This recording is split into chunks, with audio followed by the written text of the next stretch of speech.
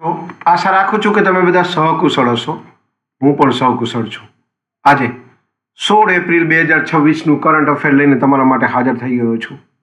તો ચાલો મોડું ન કરતા આજનો વિડીયો શરૂ કરીએ છીએ. એની પહેલાં કહેવા માંગીશ કે ચેનલ પર નવા છો તો સબસ્ક્રાઇબ કરીને રાખજો. વિડીયો ગમે છે તો એક લાઇક કરી દેજો અને ભાઈબંધ દોસ્ત ફેમિલી મેમ્બર સાથે વિડીયો શેર જરૂર કરજો, જે પણ ગવર્મેન્ટ એક્ઝામની તૈયારી કરતા હોય.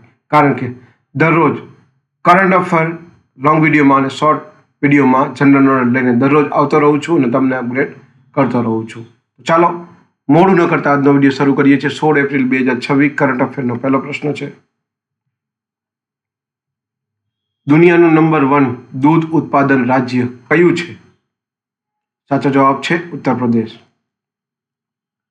બીજો પ્રશ્ન છે, બોહાગ બિહુ કયા રાજ્યનો પ્રસિદ્ધ ઉત્સવ છે?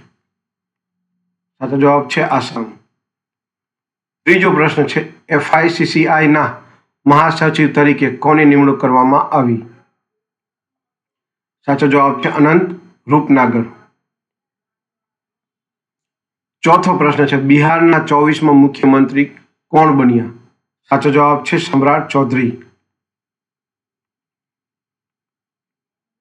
પાંચમો પ્રશ્ન, ONDCના CEO તરીકે કોણ નિમાયા? સાચો જવાબ છે વિભોર જૈન. છઠ્ઠો પ્રશ્ન છે, વિશ્વ અવાજ દિવસ દર વર્ષે કયા દિવસે મનાવવામાં આવે છે? સાચો જવાબ છે 16 એપ્રિલના દિવસે. સાતમો પ્રશ્ન છે, માર્ચ 2026 માટે ICC પુરુષ પ્લેયર ઓફ ધ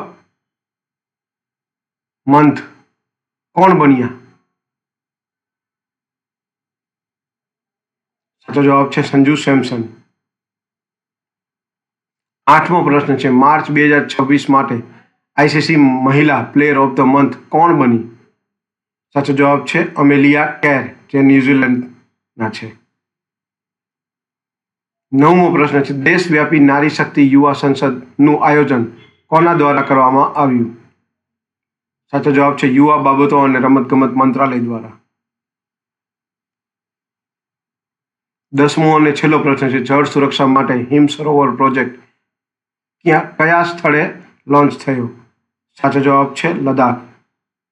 આ હતા 16 એપ્રિલ 2026ના કરંટ અફેર અને તેના જવાબો. વિડીયો ગમ્યો હોય તો વિડીયોને એક લાઇક કરી દેજો. ચેનલ પર નવા છો સબસ્ક્રાઇબ કરીને રાખજો, કારણ કે દરરોજ લોંગ વિડીયોમાં કરંટ અફેર અને શોર્ટ વિડીયોમાં જનરલ નોલેજ લઈ અને આવતો રહું છું અને તમને અપગ્રેડ કરતો રહું છું. આજ માટે આટલું જ. જય હિન્દ, વંદે માતરમ દોસ્તો.